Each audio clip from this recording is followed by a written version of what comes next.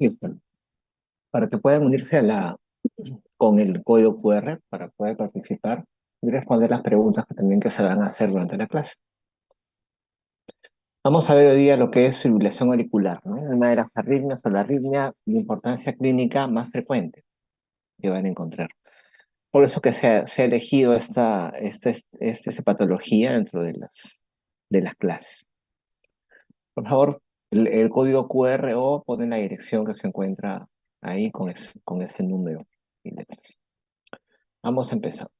Lo que se va a desarrollar el día de hoy, vamos a hablar en sí de lo que son las taquiarritmias, su clasificación, y ya lo referente de la fibrilación auricular, diagnóstico, cuadro clínico y causas, cómo se clasifica, y lo que es en sí la terapéutica, ¿no? La terapéutica tiene tres pilares: control de frecuencia cardíaca, control del ritmo, o sea, regresar al ritmo sinusal, y prevención del tromboembolismo. ¿Ya? Son los tres pilares en los que se basa el manejo de fibrilación auricular. Empezamos dividiendo lo que son las taquiarritmias, aquellas arritmias que van con frecuencia cardíaca elevada, más de 100. Se dividen en supraventriculares y ventriculares. ¿Cómo las diferencio? Por el ancho del QRS. Cuando el QRS es angosto, viene menos de 0,12, son arritmias supraventriculares o auriculares. Ahí se encuentra, como pueden ver, lo que es la fibrilación auricular. Cuando son QRS ancho, son ventriculares, como la taquicardia ventricular. Entonces empezamos diciendo que la fibrilación auricular es una arritmia supraventricular o auricular. ¿Cómo se diagnostica la fibrilación auricular? Primero, ausencia de onda P, en el electro, ¿no? Vamos a hacer el diagnóstico en el electro. Ausencia de onda P. Pueden ver acá, no hay onda P. Los intervalos entre R y R, o sea, entre QRS, entre ondas R, acá lo ven en verde, son irregulares. Acá es más largo, más angosto, mucho más angosto. Y en vez de onda P, ustedes van a ver una línea ondulante irregular. No es una línea isoeléctrica, no es una línea recta, es una línea ondulante. Esas pequeñas ondulaciones son las llamadas ondas F minúscula, F de fibrilación, que se ven mejor en B1. Entonces, no hay onda P, RR regulares y ondas F. La derivada que ven ustedes ahí es la derivada D2. D2. ¿Ya? Pero, por ejemplo, cuando ven en B1, acá sí pueden mejor ver las ondas F de fibrilación auricular. Acordarse de que eh, la fibrilación auricular, el diagnóstico no solo es el toqueográfico, también es clínico. Eso lo vamos a ver a continuación. Quiero que me pongan ahorita, por favor, causas de fibrilación auricular. O sea, fibrilación auricular viene a ser un problema, ¿no? Que tiene etiología. Entonces, escriban, por favor, causas de fibrilación auricular que ustedes conozcan.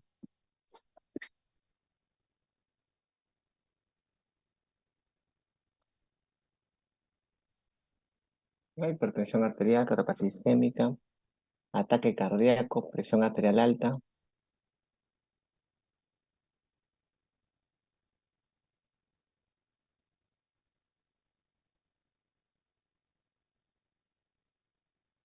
¿Ya? Bueno, resalta acá lo que es presión arterial elevada, ¿no? La causa más común de fibrilación auricular es hipertensión arterial, seguido de lo que es cardiopatía isquémica. Faltó una importante acá, vamos a ver cuál. Miren, aquí están las tres causas cardiovasculares más frecuentes. A la cabeza, hipertensión arterial. Segundo lugar, cardiopatía isquémica. Tercer lugar, estenosis mitral. ¿Ya? La valvulopatía más comúnmente asociada a lo que es FA es estenosis mitral. Entonces, tengo una fibrilación auricular, tengo que ver que el paciente no sea hipertenso, no tenga cardiopatía isquémica, no sea un infarto agudo o como antecedente, y ¿no? Estenosis mitral. Si no tiene ninguna de esas, yo tengo que pensar en otras causas. Ahí pensaré, por ejemplo, en hipertiroidismo. Hipertiroidismo, ¿ya?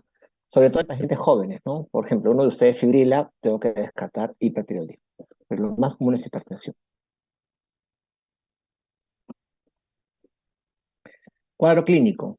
La mayoría son asintomáticos o pueden ir con palpitaciones, eh, fatiga, disnea, pero el diagnóstico clínico, porque hemos hablado del diagnóstico por el electrocardiograma, el diagnóstico clínico se hace mediante la búsqueda o la presencia de pulso deficitario. Pulso deficitario. Es decir, tengo, por ejemplo, 100 de frecuencia cardíaca y 90 de frecuencia de pulso, o sea, menos pulsaciones que latidos, más latidos que pulsaciones. ¿Cuánto de diferencia? Una diferencia de 10 por lo menos. Cuando hay diferencia de 10 entre latidos y pulsaciones, se llama pulso deficitario. Y el pulso deficitario es el diagnóstico clínico de fibrilación auricular. 10 de diferencia, o sea, no todo lo que late se expresa como pulso.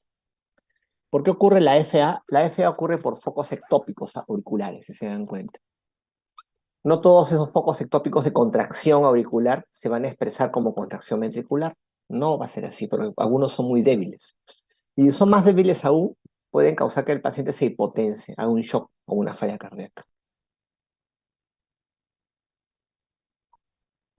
¿Cómo se clasifica? Bueno, paroxística, persistente, punto de corte 7 días, larga duración, más de un año, y permanente, aceptada por el paciente y el médico. La más común va a ser la permanente, ¿no? Y es la mayoría de los pacientes. ¿Cómo yo sé que es paroxística? Si la mayoría son asintomáticos. Bueno, van a ser pacientes que presentan síntomas o síntomas súbitos, doctor, hace una hora palpitaciones. Lo examino, fibrila, ¿no? Es paroxística. Pero la mayoría, los pacientes, por ejemplo, los señores, adultos mayores, que son hipertensos, diabéticos, y vienen, y les encuentro en el examen físico de forma, ¿no?, incidental fibrilación, son permanentes. Ni siquiera tengo que preguntar hace cuánto tiempo, probablemente ni siquiera lo hayan sentido. ¿Por qué es importante la clasificación? Porque los paroxísticos, por ejemplo, yo sí tengo que regresarlos a ritmo sinusal. El paroxístico vuelve a sinusal. El permanente, lo más probable es que no, que el paciente siga fibrilando y voy a manejar otro tipo de aspectos. Vamos a ver. Entonces, ahora sí entrando en la parte terapéutica, ¿cuáles son las pautas de manejo? Los tres pilares que he mencionado. Los tres pilares son prevención del tromboembolismo, o sea, evitar que el paciente embolice, ¿no? El ritmo caótico que se produce en la aurícula me produce trombos que se disparan al cerebro, arterias mesentéricas, miembros inferiores. Tengo que evitar que haga ese tromboembolismo. Luego, control de frecuencia cardíaca. Evitar que la frecuencia cardíaca suba más de 100 o 110. Bajar la frecuencia cardíaca. Y en algunos pacientes, control del ritmo. O sea, si el paciente estaba fibrilando, regresarlo a lo que es ritmo sinusal, que vuelva a ritmo sinusal. Ustedes dirán, ¿no? Lo mejor es que vuelva a ritmo sinusal. No siempre es lo mejor. O sea, no se ha demostrado que en la mayoría de pacientes el hecho de regresarlo a ritmo sinusal aumente la sobrevida o sea beneficioso, ¿no? O sea, podría basar con control de frecuencia y que sea fibrilante. Y obviamente prevenir el tromboembolismo en los cuales es requerido. Entonces, son las tres pautas de manejo. Tienen un paciente con fibrilación auricular, tienen que enfocarse en tres puntos, que son esos de ahí. Entonces, caso 1. Luis, 75 años, llegó al consultorio después de un año de haber sufrido un infarto cerebral. O sea, ya tuvo infarto cerebral. Es hipertenso y diabético. Al examen, normotenso, frecuencia cardíaca normal, y el pulso deficitario. O sea, el paciente fibrila. Entonces, además de continuar con la terapéutica para hipertensión y diabetes, que hay que seguirla, vamos a indicar alguna medicación para manejar la fibrilación auricular. Mira, este paciente, por ejemplo, ¿qué tipo de fibrilación creen que tiene? ¿Paroxística o es una permanente? Así por las características del paciente.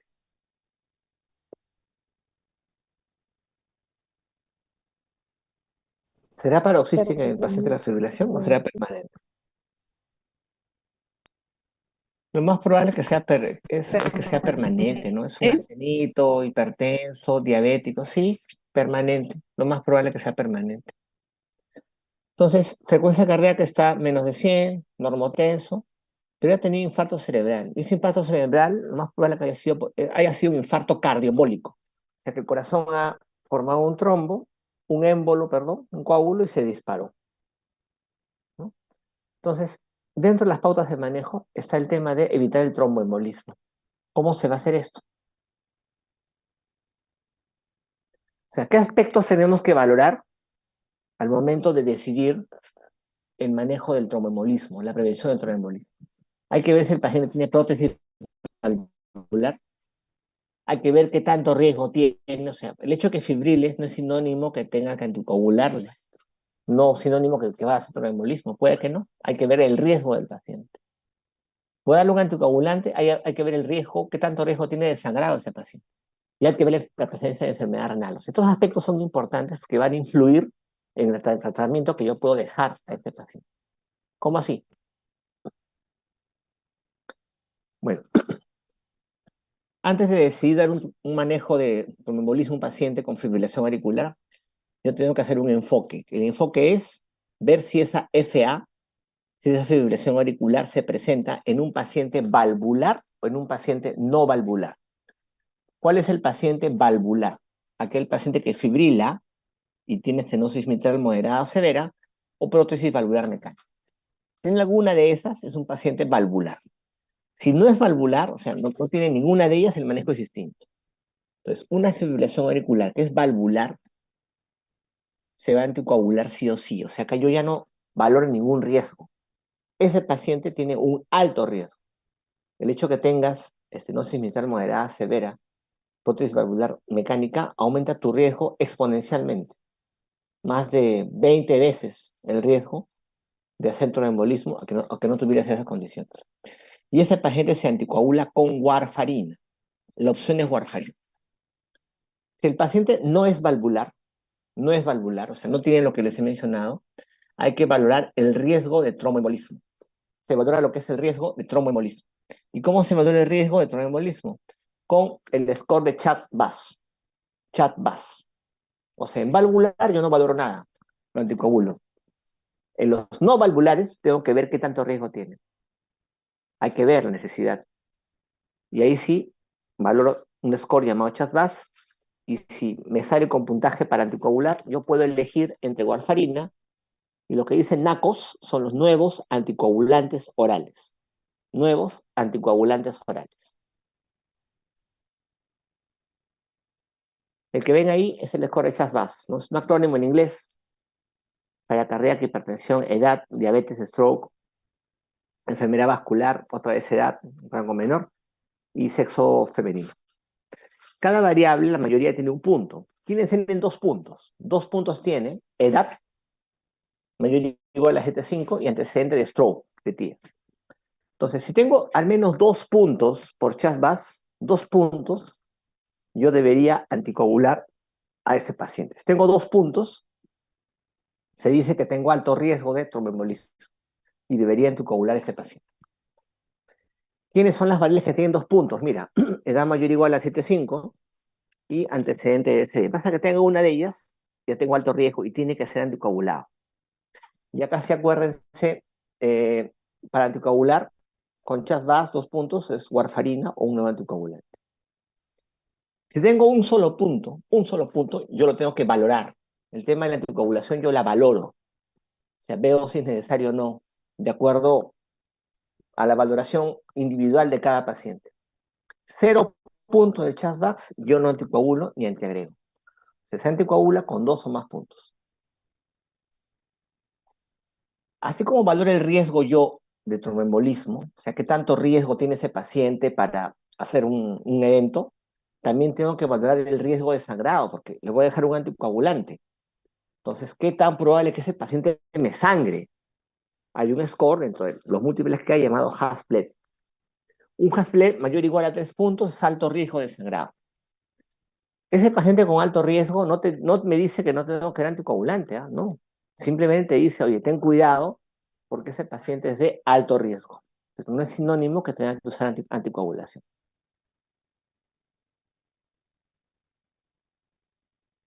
¿Con qué contamos? Si miren acá el gráfico, ¿no? Haces un coágulo auricular, el coágulo se desprende y viaja por arterias cerebrales y me puede producir infartos cerebrales. Entonces, ¿con qué prevenimos esto? Con antiagregantes, puede ser, con antagonistas de la vitamina K, con inhibidores directos de la trombina o inhibidores del factor 10A. Son los fármacos que tenemos para prevenir tromboembolismo. Sobre antiagregantes, o sea, estamos hablando de un paciente con fibrilación auricular que tiene alto riesgo de hacer un infarto cerebral. Tiene un Chas-VAS de más de 2 puntos o 2 puntos al menos. En ese paciente con alto riesgo, antiagregantes no es una opción. O sea, no han demostrado ser comparables o superiores a warfarina. Ni aspirina con clopidogrel juntos. Ojo, hablen pacientes que están fibrilando y veo que tienen riesgo de tromboembolismo. La antiagregación no es una opción. Si yo voy a hacer algo, voy a brindarle un anticoagulante. Y acá tenemos en lila, a su mano izquierda, BKA, dice, ¿no? Son antagonistas de la vitamina K, warfarina. La warfarina es un antagonista de la vitamina K. ¿En quiénes actúa? Miren cuántos factores actúa. Factor 2, 7, 9, 10, ¿no? 2, 7, 9, 10. Factores dependientes de vitamina K. O sea, actúa a varios niveles. En cambio, los inhibidores del factor 10A y los inhibidores directos de la trombina, como la dabigatran, apixaban, rivaroxaban, actúan sobre un solo factor. Como actúan sobre un solo factor, tienen un efecto predecible. El tema de warfarina es que como actúa con varios factores, su efecto no es tan predecible. Los otros son más directos, el efecto es predecible. Entonces, la warfarina se empieza con dosis de 5 miligramos. La ventaja es barata. Barata, el blister te costará un sol. Ya saben de que les dije, warfarina es de elección en pacientes valvulares. En los valvulares es de elección. No valvulares son alternativas. También es de elección en pacientes con falla renal crónica, terminal, ERC estadio 5, creatinina menos de 15. ¿Cuál es el problema? El problema es que como actúa, como mencionamos, a varios niveles, su efecto no es tan predecible. A 10 personas le doy 5 miligramos, en la mitad me hace bien, en tercera parte no me hace nada, en el resto variable. Y el problema también es que hay que estarlo vigilando cada rato, ¿no? Esto se vigila con el INR. El INR es un índice internacional que me habla de lo que es el tiempo de protrombina y el efecto que tiene la warfarina en esta prueba. Tiene que estar entre 2 y 3. El INR normal es menos de 1.5. Para yo decir que el paciente está bien anticoagulado con warfarina, tiene que estar entre 2 y 3. Entonces hay que chequearlo constantemente ese INR para no sobreanticoagularte o subanticoagularte. Luego tenemos los nuevos anticoagulantes, los inhibidores directos de la trombina o inhibidores del factor 10A. Dabigatran, rivaroxaban, apixaban, edoxaban. La ventaja es su fácil uso. Si warfarina tengo que estar regulando dosis, si no es predecible, lo dejo acá, una dosis o dos dosis, y me olvido del asunto. Ya no monitorizo nada. Ojo, no es que sean superiores a warfarina. O sea, no es que dar estos es mejor que warfarina, no. Simplemente es el tema que ya no requiere tanta verificación de que el paciente efectivamente se esté anticoagulando. Una de las desventajas de estos fármacos nuevos, aparte de su precio, es que no pueden monitorizarse. No hay pruebas como INR que me digan la anticoagulación. Y si me paso de la mano de este dabigatran, rivaroxaban, apixaban, tampoco tiene antídoto específico. O sea, si se dan cuenta ahí, idarucizumab son anticuerpos monoclonales, eso no lo encuentras en la farmacia. ¿Ya? Y recuerden que también estos fármacos no se pueden usar en pacientes valvulares, ni en valvulares, ni en pacientes renales, ¿no? Ahí se usa de preferencia warfarina. Ahí están los fármacos.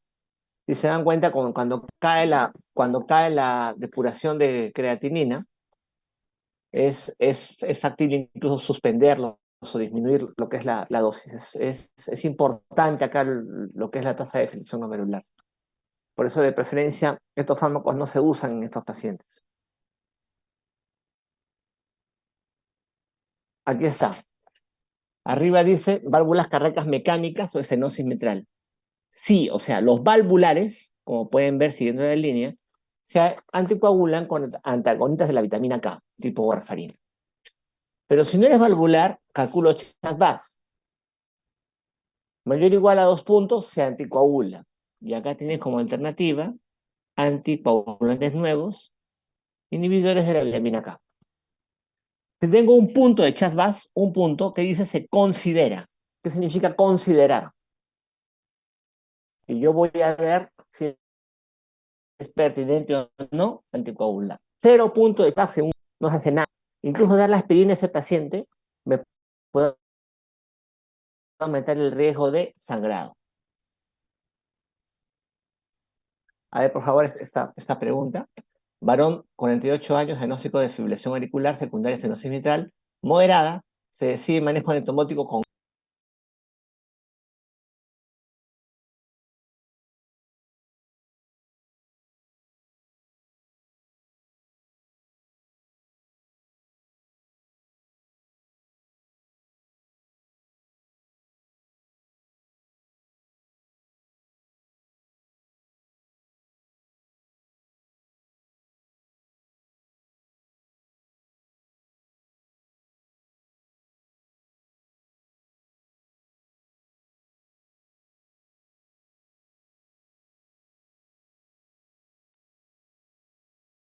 Muy bien, han entendido. Todos han respondido warfarina. ¿Por qué?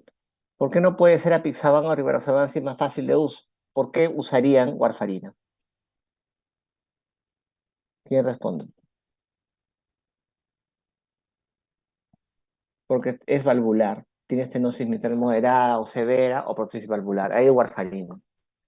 En los no valvulares, en el no valvular, antes de decidir yo la anticoagulación, ¿qué tengo que aplicar en un no valvular? El chasba, doctor. Casbas, exacto. Muy bien. A ver, caso 2. José, 75 años, hospitalizado por infarto cerebral de un día de evolución.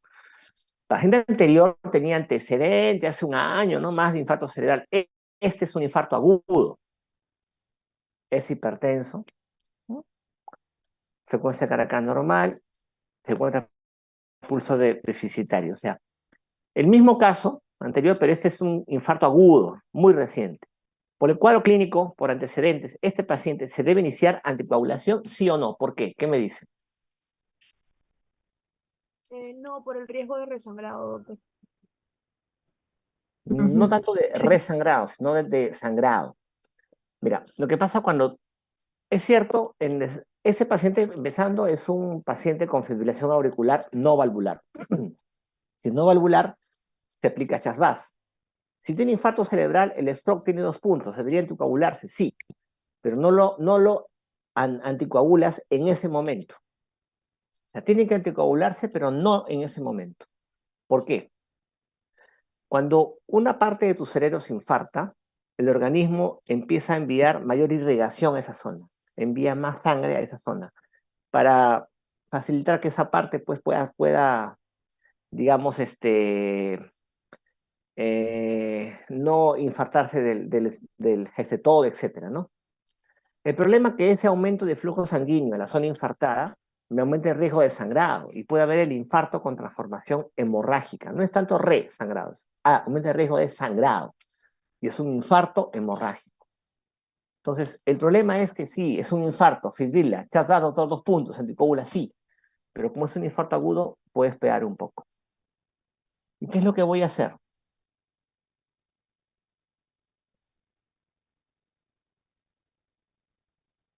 Aquí está. Miren, dice arriba, paciente con fibrilación auricular y TIA o ácido isquémico agudo, obviamente le pido una tomografía o resonancia para ver que no es sangrado, voy a aplicar el score de NIS, NIHSS. Y según el NIS, según el puntaje, yo voy a decidir cuándo inicia anticoagulación. Miren abajo. Por ejemplo, si es un ataque isquémico transitorio, el AIT o TIA, al día siguiente le doy anticoagulación. NIS menos de 8 al tercer día. NIS de 8 a 15 al sexto día. NIS mayor de 16 al 12º día. Ahora, ¿qué es el NIS, no? Es la valoración numérica de gravedad del infarto cerebral. Tiene un montón de variables. Esto lo tienen que valorar no ustedes, sino un profesional entrenado en lo que es valoración del NIS, para que se den cuenta.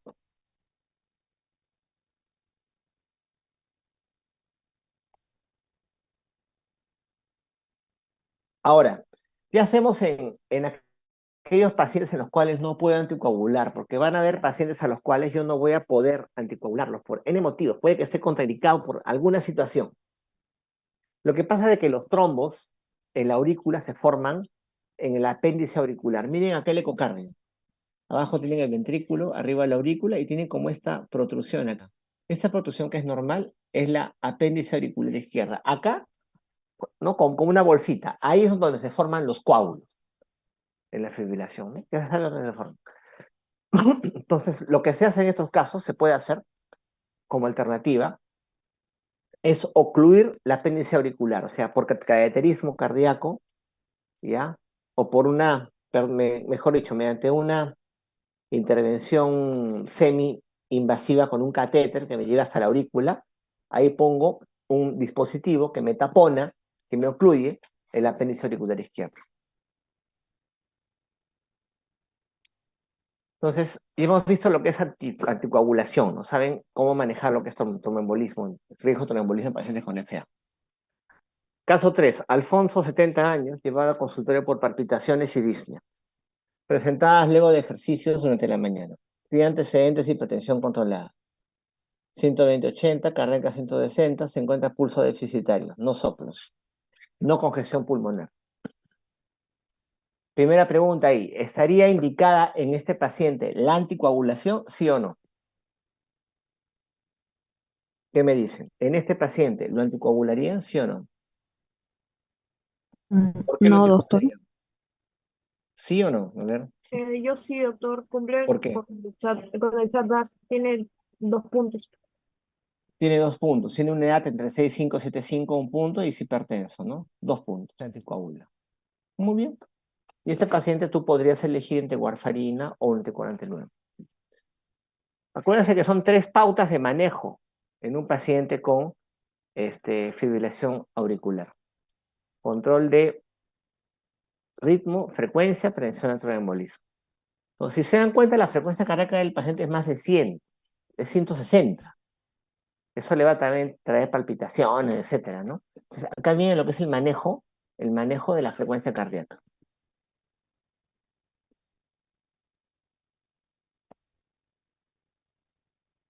¿Cuáles son los objetivos de manejo en cuanto a frecuencia cardíaca? Ahí están, según las guías.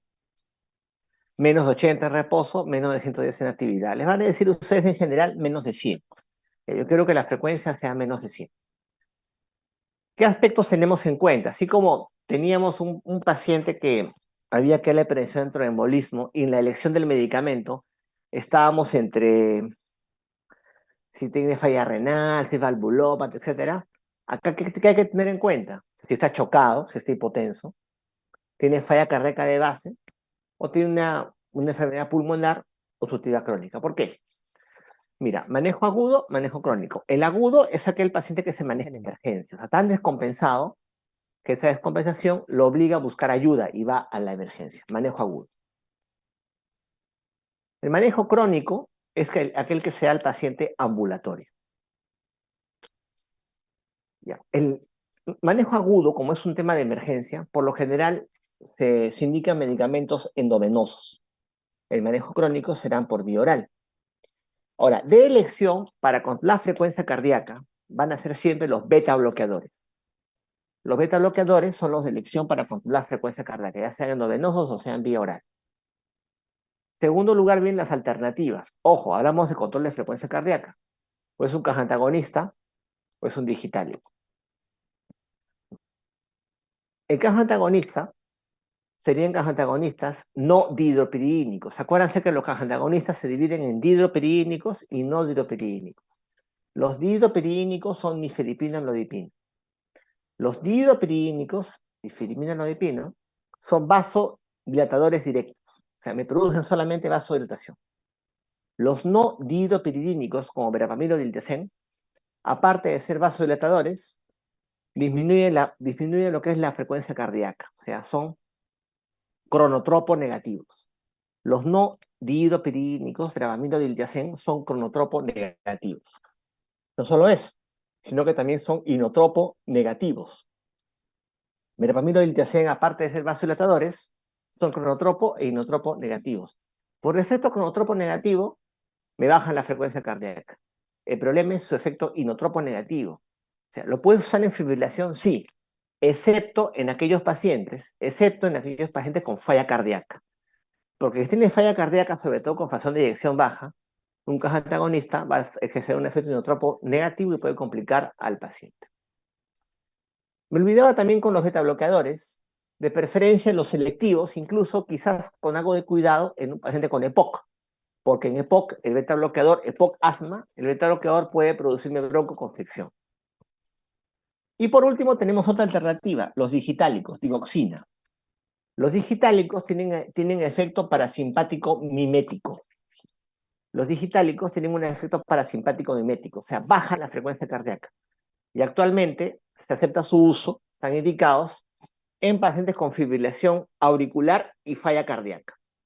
O sea, si tienes fibrilación auricular y falla cardíaca, se podrían usar digitálicos. Ahora, ¿cuál fármaco es el que voy a elegir? Yo les diría, de elección van a ser siempre los beta bloqueadores, en general. Si se dan cuenta, miren acá, objetivo de frecuencia cardíaca menos de 100, 110, va a depender de la fracción de eyección del ventrículo izquierdo. Si la fracción de eyección del ventrículo izquierdo, la FEBI, está menos de 40, mi alternativa es beta bloqueador y o digoxina. Si elijo beta bloqueador y no responde, le puedo agregar digoxina.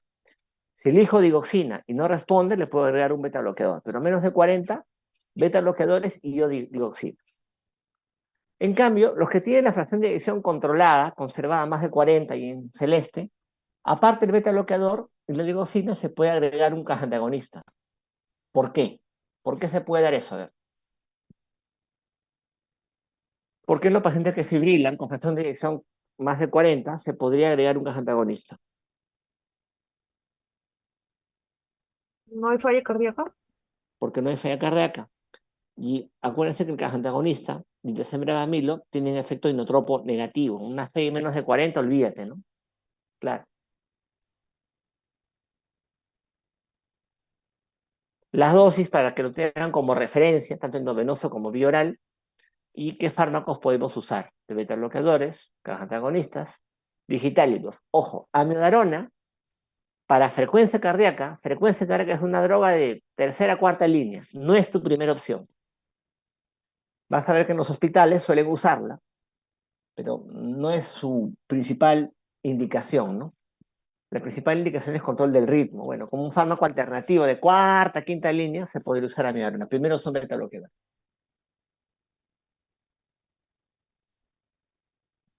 80 años, Javier es llevado de emergencia por Disney palpitaciones. Tiene antecedentes de hipertensión sin manejo. Y a pesar que es hipertenso, viene hipotenso, taquicárdico, ¿no? Con pulso deficitario, crepitante, edema pulmonar. Lo estabilizan y lo pasan a hospitalización, ¿no? En hospitalización ya lo visitan sus familiares, todo, ¿no? ¿De qué manera fue que lo estabilizaron en emergencia? O sea, ¿cuál crees que fue la indicación en emergencia ante este paciente? ¿Qué dice? ¿Cuál crees que haya podido ser la indicación en este paciente en emergencia? Un beta bloqueador, doctor. Sí, pero antes de poner beta bloqueador, tienes que ver la presión arterial. O sea, este caso se distingue del resto porque está hipotenso y con edema pulmonar, hipotenso. O sea, es un paciente inestable. ¿Y qué hacemos en un paciente que fibrila y está inestable? Y está inestable, me refiero a que tiene edema agudo de pulmón, que tiene un infarto, por ejemplo. Son pacientes Vaso, inestables. vasopresores primero. Ya. ¿Cuál es el tema? Que esa presión baja, ¿por qué se produce? Las contracciones auriculares son tan irregulares y tan poco potentes que no se expresan como contracción ventricular y hay un shock en ese paciente. En un paciente que fibrila con inestabilidad hemodinámica es cardioversión. El término es cardioversión. Cuando tengo una arritmia supraventricular que quiero regresar al ritmo sinusal es cardioversión. La cardioversión puede ser eléctrica o farmacológica. Me prefiere la eléctrica en situaciones de emergencia como esta.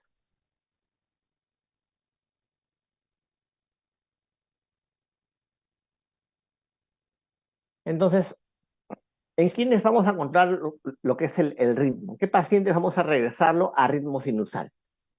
Yo les he dicho que en la mayoría de pacientes que son crónicos permanentes lo dejamos fibrilando. Pero, ¿en quiénes tenemos que valorar la posibilidad de regresarlo a sinusal? En pacientes jóvenes, menos de 60, 65 años. Pacientes muy sintomáticos. Hay pacientes que a pesar del manejo de frecuencia cardíaca, siguen con palpitaciones. En los muy sintomáticos también. Podría pensar en regresarlo a ritmo sinusal. Y en aquellos pacientes con inestabilidad hemodinámica, llámese shock. Entonces, si llega un paciente con fibrilación auricular, de esas características como para regresar al ritmo sinusal, y tengo que ver la duración de los síntomas. Menos de 48 horas, mayor o igual a 48 horas. Si es menos de 48 horas, la línea es cardioversión, o sea, yo no lo pienso. Agudo, bien agudo, menos de 48 horas, cardioversión. O sea, regresarlo a sinusal. Y eso puede ser eléctrico o farmacológico.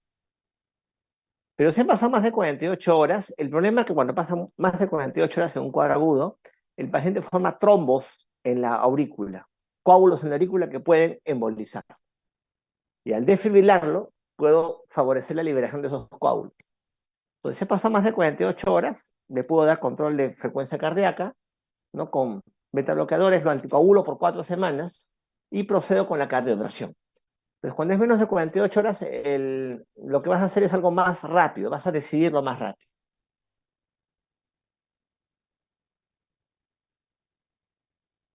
Entonces, ¿cómo yo regreso a ritmo sinusal? ¿Qué fármacos tengo? Acá está según la condición del paciente. En un paciente cardiópatamente sano, o sea, sin cardiopatía estructural, podría usar algunos fármacos, propafenona, flecainida, pero cuando tienes cardiopatía estructural, tengo hipertrofia, no sé, alguna anomalía estructural cardíaca inducida por la misma enfermedad, y es un cuadro, digamos, agudo, y yo quiero regresar al ritmo sinusal, la elección es amiodarona. Ahí dice, inestabilidad hemodinámica o refractariedad. ¿Refractariedad qué significa? Si a pesar de amiodarona, ¿no? O propafenona por un tiempo, no regresa al ritmo sinusal, podría intentar cardioversión eléctrica. Importante, cualquier arritmia que ustedes les pongan, cualquier arritmia que ustedes conozcan, que venga con inestabilidad hemodinámica, o sea, que venga con shock, la respuesta siempre va a ser cardioversión eléctrica. Y por último, en aquellos pacientes que lo regresas al ritmo sinusal, pero al tiempo vuelve a fibrilar, sale, vuelve a fibrilar, o sea, es refractario, ¿no? O pacientes que son muy sintomáticos, la alternativa podría ser ablación por catéter. Le ponen un catéter, ¿no? Hasta la aurícula y queman las vías eléctricas por las cuales se generan los impulsos.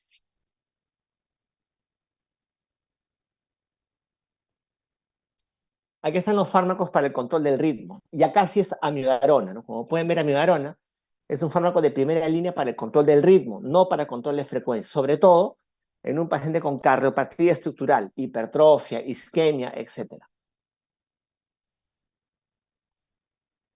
Solamente para que recuerden, eso no les va a preguntar, pero en farmacología tenían la clasificación de Williams de los antiarrítmicos, ¿no? Se las voy a presentar. Y ahí están los que les he mencionado. Entonces, ¿qué hago en el paciente? ¿Control de ritmo o control de frecuencia?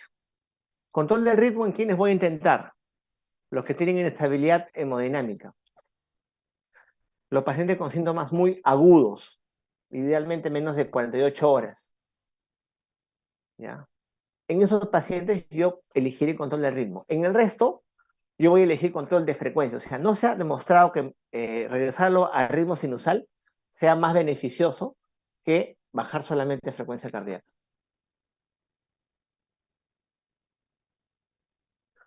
El tema también que la amiodarona, que es un fármaco antiarrítmico, también tiene problemas. Me puede dar fibrosis pulmonar, hipo e hipertiroidismo y toxicidad hepática.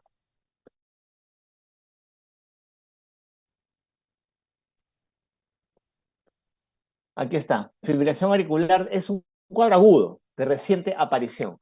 O sea, tengo palpitaciones hace 5 horas. Voy a emergencia. Si estoy chocado, o sea, inestabilidad hemodinámica, cardioversión eléctrica. Si no estoy chocado, se le explica a la gente y que le elija. ¿Tienes cardioversión farmacológica o de todas maneras eléctrica? El problema es que la farmacológica tiende a recurrencia, ¿no? Eso, si no está chocado el paciente, él mismo elige si quiere una cardioversión farmacológica o una cardioversión eléctrica, y ya los fármacos se dan de acuerdo a lo que les he mencionado. Por ejemplo, acá dice insuficiencia cardíaca avanzada, estenosis aórtica significativa, o sea, cardiopatía estructural, la elección va a ser la amiodarona.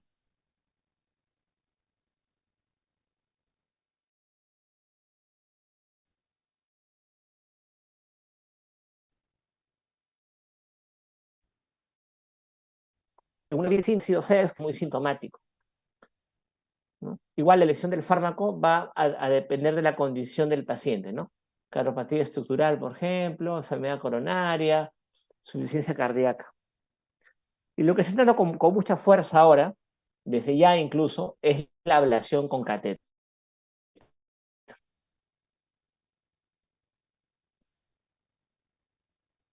¿Qué consiste? Por un cateterismo, llevas a la aurícula y en la aurícula quemo las vías generadoras de impulso y el paciente puede regresar a ritmo sinusal. Sobre todo se indica en aquellos pacientes refractarios, o sea, a pesar de los fármacos que le doy, regresan a ritmos de desfibrilación, regresan a fibrilación, nunca llegan a salir. Y también aquellos pacientes muy sintomáticos, ¿no? O sea, tengo molestias, disney, palpitaciones, pero ya te bajé frecuencia cardíaca, pero sí, porque son paroxísticas, también estaría indicada la ablación.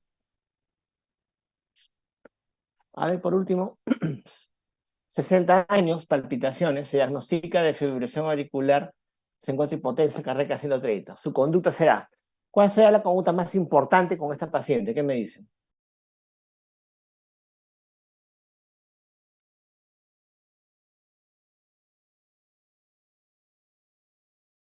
A ver,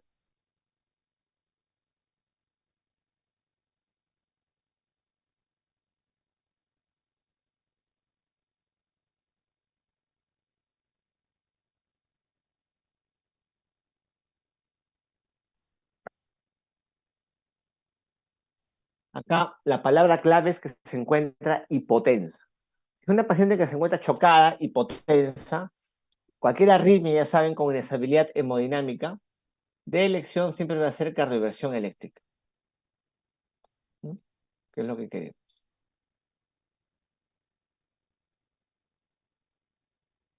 Bueno, eso sería todo. Si tuvieran alguna pregunta, por favor.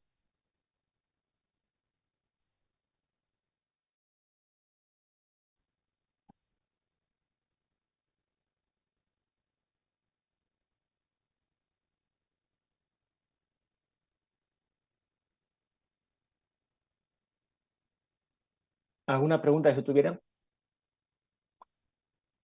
¿Alguna pregunta? Doctor, una consulta. ¿El pulso Adelante. deficitario es patognomónico de la fibrilación auricular? Sí, es patognomónico de fibrilación auricular. Puedes encontrar ciertas diferencias en otras patologías, pero no más de 10. Es la forma de hacer el diagnóstico clínico de fibrilación auricular. Obviamente también tiene que haber un pulso arrítmico, ¿no es cierto? Que no sea un pulso regular.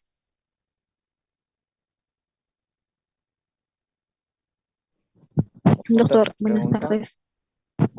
Una pregunta. ¿Qué tal? No le entendí muy bien esta parte de la warfarina. ¿Por qué podría elegir sí o sí en caso de estenosis mitral o valvulopatía la warfarina y no de repente un NACOS que tiene menos efectos? Ya, lo que pasa es que los nuevos anticoagulantes no se ha demostrado un buen perfil de seguridad hasta el momento en pacientes con valvulopatías tipo estenosis mitral moderada severa o prótesis valvular mecánica. O sea, no hay estudios suficientes que avalen que tengan un buen perfil de seguridad. Para tú elegir un fármaco, no solamente tienes que ver que sirva, que logres objetivos, ¿no? Que tenga un buen perfil de seguridad, que tenga menos efectos adversos. Ese es el tema. Pero los estudios han estado enfocados en pacientes no valvulares. ¿Ya? Ahorita la recomendación más segura es warfarina en ellos.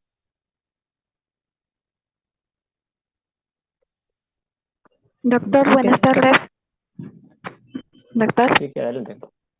Sí, adelante, ¿qué? doctor, me comentó que cuando es cuando FEBI más de 40, se le puede añadir los calcio antagonista, pero también no usarían beta bloqueador y Sí, digoxina también. O sea, tres fármacos o puede sea, usar un paciente. eliges primero uno. Tienes alternativas, o beta bloqueadores, o antagonistas, o digitálicos. Pero puedes mezclar. Generalmente, puedes mezclar un beta bloqueador con un digitálico, ¿no? Un antagonista digitálico también, ¿no? Cuidado. Pero tres no, tres juntos no. Uno de ellos de primera intención Dos de ellos podría ser, pero primero comienza con uno. Gracias. Otra pregunta, por favor. ¿No? Bueno, si hubiera más preguntas, entonces concluimos con la clase. Muchas gracias. Doctor, disculpe, sí tenía una pregunta, Sí, ¿me puede adelante, escuchar? Katia. Sí, te Sí, escucho. doctor, si tuviéramos una paciente como en el caso anterior, eh, pero en vez de estar hipotensa, estuviera normotensa o hipertensa, el control sería con algún anticoagulante y un posible betabloqueador, pero si la causa o vemos que un cuadro de la paciente está asociado también a dislipidemias, ¿le podemos asociar algún otro fármaco como una estatina o no tendríamos que considerar ese Claro, aspecto? claro, sí, pero acuérdate que yo primero manejo el tema de la emergencia. Puede ser dislipidemia,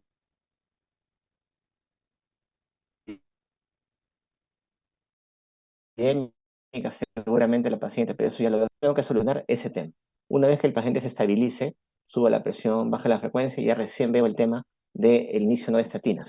Para decir el inicio de estatinas va a depender de los niveles de lo que es colesterol o triglicéridos. Por ejemplo, cuando el LDL es más de 190, sí o sí es estatinas.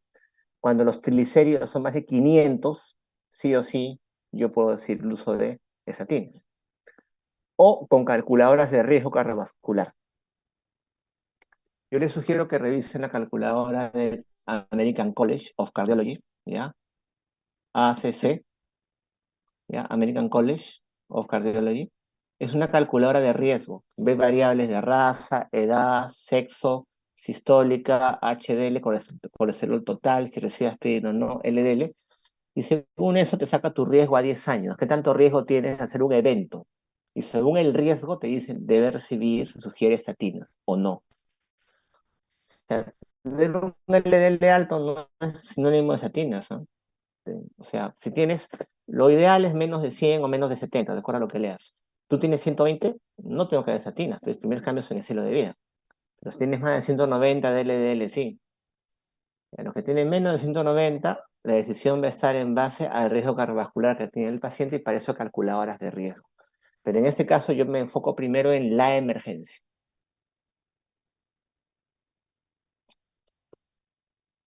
¿Alguna otra pregunta?